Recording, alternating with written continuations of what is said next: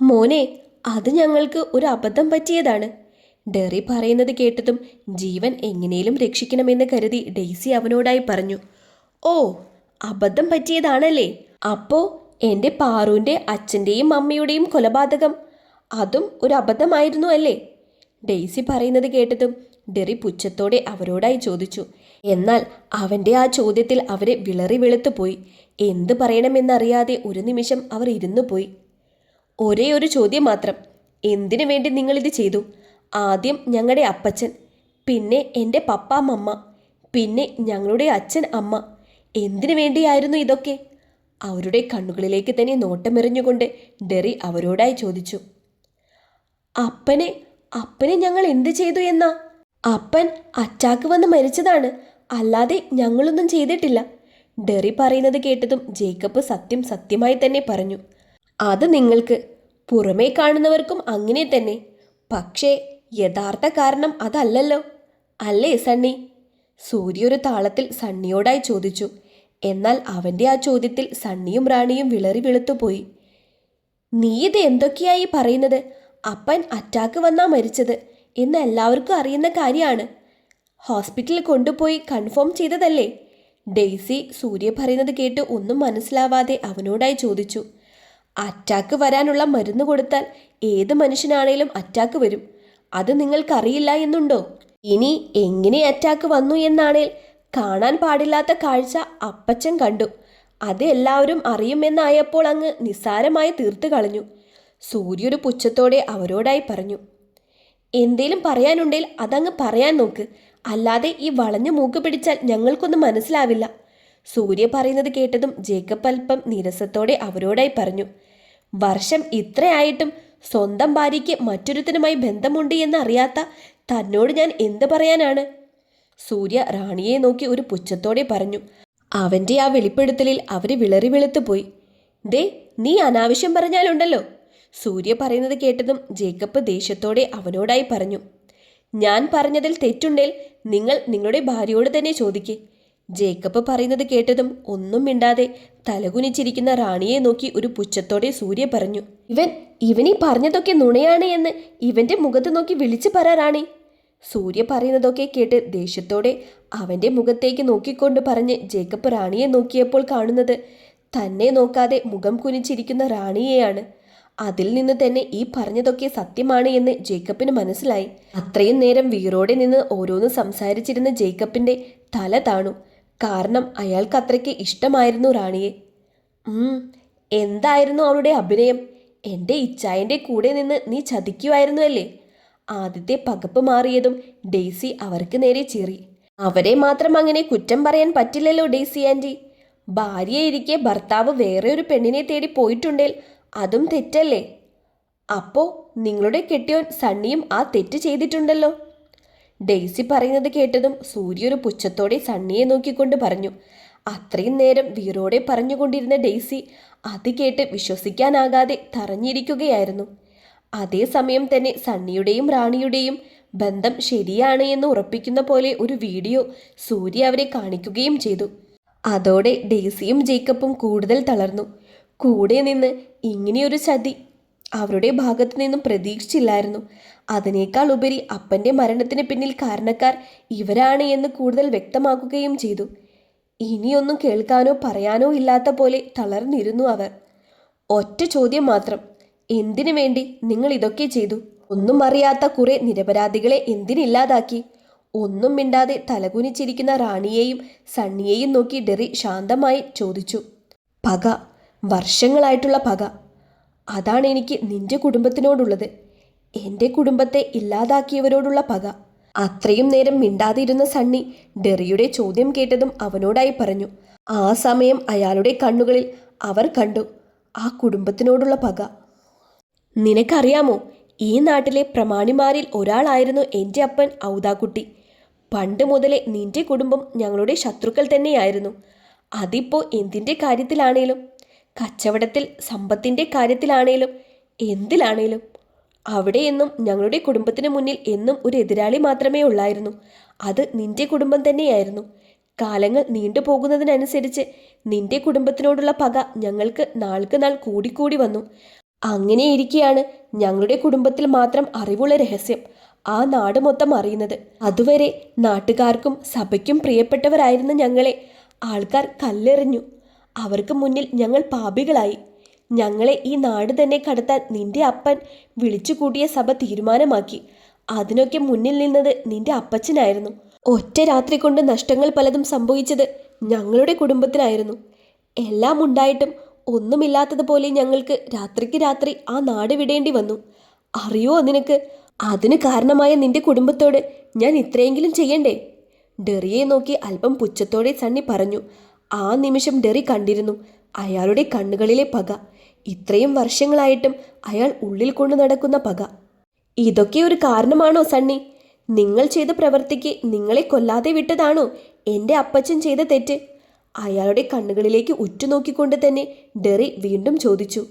ജേക്കബും ഡെയ്സിയും ഇനിയും ഒന്നും കേൾക്കാനോ കാണാനോ കഴിയാതെ അവർ തളർന്നുപോയി. ഞങ്ങൾ എന്ത് ചെയ്തു എന്നാണ് നീ പറയുന്നത്? സഭയ്ക്ക് നിരക്കാത്ത പണി ചെയ്ത ആദ്യത്തെ കുടുംബമൊന്നുമല്ല ഞങ്ങൾ.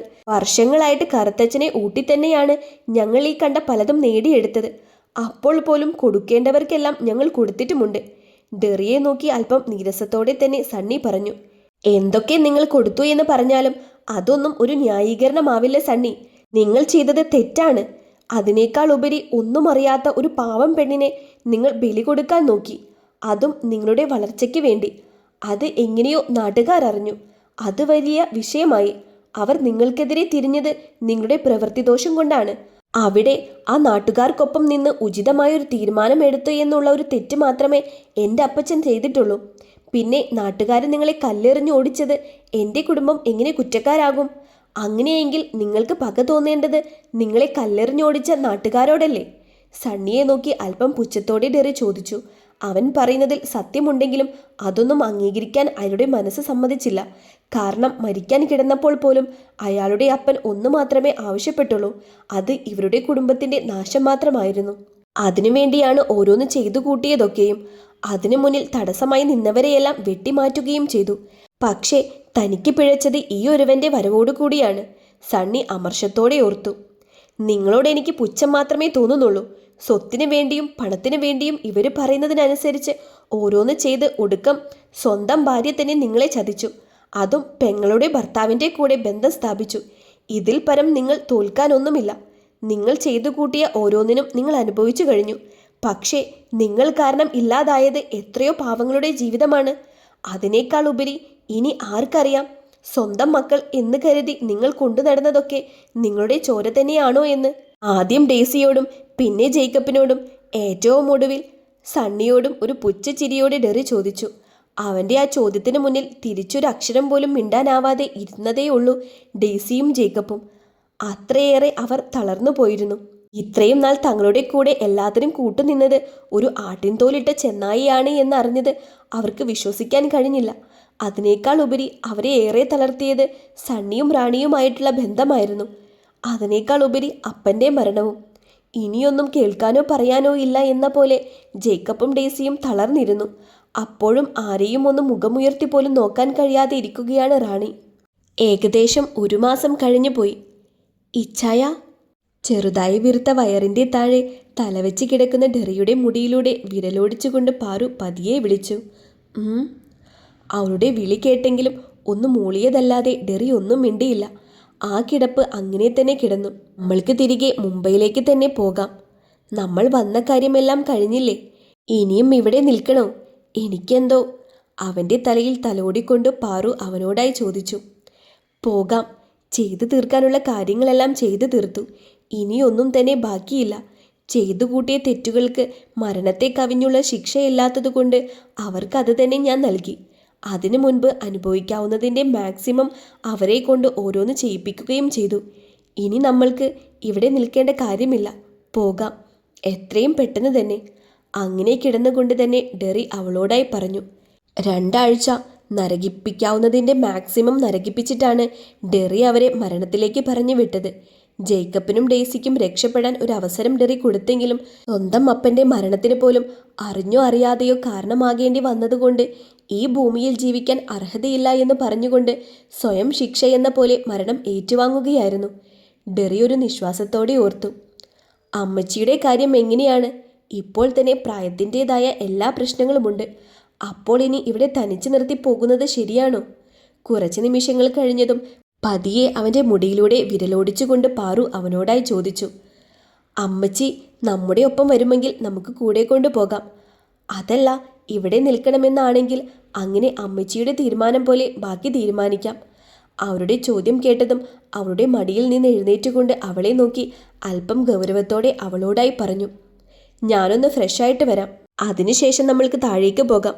ഒത്തിരി നേരമായില്ലേ നമ്മൾ റൂമിലിരിക്കാൻ തുടങ്ങിയിട്ട്. നമ്മുടെ ബേബിക്ക് വിശന്നു തുടങ്ങിയിട്ടുണ്ടാകും.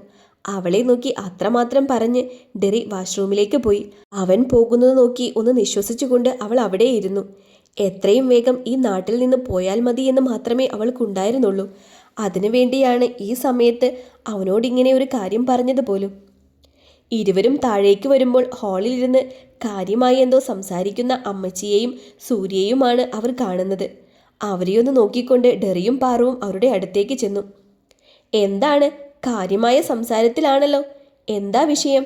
അവരുടെ അടുത്തായി വന്നിരുന്നു കൊണ്ട് പാറു ഒരു സംശയത്തോടെ ചോദിച്ചു. ഞങ്ങൾ ഇങ്ങനെ ഓരോ കാര്യങ്ങൾ പറഞ്ഞിരിക്കുകയായിരുന്നു, ദേവുവിൻ്റെ നാട്ടിലെ കാര്യങ്ങളൊക്കെ. ശ്രീയുടെ ചോദ്യം കേട്ടതും സൂര്യ അവളോടായി പറഞ്ഞു. അപ്പോഴേക്കും ദേവു അവർക്കുള്ള കോഫിയുമായി വന്നിരുന്നു. അമ്മച്ചി, എനിക്കൊരു കാര്യം പറയാനുണ്ട്. കുറച്ച് നിമിഷങ്ങൾ കഴിഞ്ഞതും ഡെറി ഗൗരവത്തോടെ അമ്മച്ചിയോടായി പറഞ്ഞു. എന്താടാ? അവൻ്റെ മുഖത്തേക്ക് സൂക്ഷിച്ചു നോക്കിക്കൊണ്ട് അമ്മച്ചി അവനോടായി ചോദിച്ചു. അമ്മച്ചി, ഞങ്ങൾ ഇവിടേക്ക് വന്നത് തന്നെ അമ്മച്ചി കാണണമെന്ന് പറഞ്ഞതുകൊണ്ടും പിന്നെ ചില കാര്യങ്ങൾ ഇവിടെ ചെയ്തു തീർക്കാനുള്ളതുകൊണ്ടുമാണ്. വന്ന കാര്യങ്ങളെല്ലാം നടന്ന സ്ഥിതിക്ക് ഇവിടെ നിൽക്കുന്നതിനോട് ഞങ്ങൾക്കൊരു താല്പര്യം തോന്നുന്നില്ല. പിന്നെ അമ്മച്ചിയെ ഇവിടെ ഒറ്റയ്ക്ക് നിർത്താനും തോന്നുന്നില്ല. ഞങ്ങളുടെ ഒപ്പം അമ്മച്ചിയും വരണമെന്നാണ് ഞങ്ങളുടെ ആഗ്രഹം. ഡെറി മനസ്സിൽ തോന്നിയ കാര്യങ്ങൾ യാതൊരു മുഖവരയും കൂടാതെ അവരോടായി പറഞ്ഞു. ഞാനിനി എത്ര നാൾ കാണുമെന്നറിയില്ല. മരിക്കുന്നത് വരെ നിങ്ങളൊക്കെ എൻ്റെ ഒപ്പം കാണണമെന്നാണ് എൻ്റെ ആഗ്രഹം. നിങ്ങൾക്ക് തിരിച്ചു പോകണമെന്നാണെങ്കിൽ നിങ്ങൾ പൊക്കോ, ഞാനതിനെ എതിർക്കുന്നില്ല. ഞാൻ നിങ്ങൾക്കൊരു ബാധ്യതയാവാൻ ആഗ്രഹിക്കുന്നില്ല. കർത്താവ് വിളിക്കുന്നത് വരെ ഞാൻ ഇവിടെ തന്നെ കഴിഞ്ഞോളാം. ഡെറിയുടെ ചോദ്യം കേട്ടതും അമ്മച്ചി മനസ്സിൽ തോന്നിയ കാര്യങ്ങൾ അവരോട് എല്ലാവരോടുമായി പറഞ്ഞു. അമ്മച്ചി ഞങ്ങൾക്കൊരു ബാധ്യതയോ ബുദ്ധിമുട്ടോ അല്ല. അമ്മച്ചി ഞങ്ങളുടെ കൂടെ ഉള്ളതിൽ ഞങ്ങൾക്ക് സന്തോഷമേ ഉള്ളൂ. ഇച്ചായനും മേട്ടനും ദേവുമൊക്കെ ഓഫീസിലും ഹോസ്പിറ്റലും പോയാൽ ഞാൻ തനിച്ചായിരിക്കും. അമ്മച്ചി എൻ്റെ കൂടെയുണ്ടെങ്കിൽ അതെനിക്കൊരു സന്തോഷമുള്ള കാര്യം തന്നെയാണ്. കൂടാതെ ഈ സമയത്ത് ശ്രദ്ധിക്കേണ്ട പല കാര്യങ്ങളുണ്ട്. ഇവിടെ വച്ച് അമ്മച്ചി ചെയ്തു തന്ന പല കാര്യങ്ങളും അവിടെ ചെന്നാൽ എനിക്ക് ചെയ്തു തരാൻ ആരും കാണില്ല. അതുകൊണ്ട് അമ്മച്ചി അങ്ങനെയൊന്നും ചിന്തിക്കേണ്ട. അമ്മച്ചി ഞങ്ങളുടെ കൂടെ വരുന്നതിൽ സന്തോഷം മാത്രമേ ഉള്ളൂ ഞങ്ങൾക്ക്. അമ്മച്ചി പറയുന്നത് കേട്ടതും പാറു അവളുടെ മനസ്സിൽ തോന്നിയ കാര്യം അതേപോലെ തന്നെ പറഞ്ഞു. അവൾ പറഞ്ഞ അതേ കാര്യം തന്നെയാണ് എനിക്കും അമ്മച്ചിയോട് പറയാനുള്ളത്. ഇവിടെ അമ്മച്ചിയെ തനിച്ച് നിർത്തി പോകാൻ ഞങ്ങൾ ആഗ്രഹിക്കുന്നില്ല.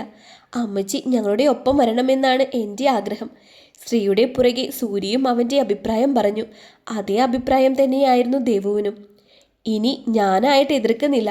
ഇനിയുള്ള കാലം എൻ്റെ കൊച്ചുമക്കളുടെ കൂടെയും അവരുടെ മക്കളുടെ കൂടെയും സന്തോഷത്തോടെ ജീവിക്കാൻ ഞാൻ തീരുമാനിച്ചു. നമുക്ക് ഇവിടെ നിന്ന് ഇന്ന് തന്നെ പോയേക്കാം. ഇങ്ങോട്ടൊരു തിരിച്ചുവരവ് ഇനി വേണ്ട. ഈ വീടും നാടും നമ്മൾക്ക് സങ്കടം മാത്രമേ തന്നിട്ടുള്ളൂ. നമുക്ക് പോയേക്കാം. അവസാനം അമ്മച്ചിയും അവരുടെ തീരുമാനം പറഞ്ഞു. അത് കേട്ടതും എല്ലാവർക്കും സന്തോഷമായി. നാളെ തന്നെ മുംബൈയിലേക്ക് പോകാനുള്ള കാര്യങ്ങൾ അവർ തീരുമാനിക്കുകയും ചെയ്തു. ഇനി ഇവിടേക്കൊരു തിരിച്ചുവരവില്ലാതെ വീണ്ടും അവരുടെ സ്വർഗത്തിലേക്ക് അവർ യാത്ര പോകാൻ തീരുമാനിച്ചു. ചെകുത്താൻ്റെ പ്രണയം ഇവിടെ അവസാനിക്കുകയാണ്. ഇതുവരെ സപ്പോർട്ട് ചെയ്ത എല്ലാവർക്കും നന്ദി.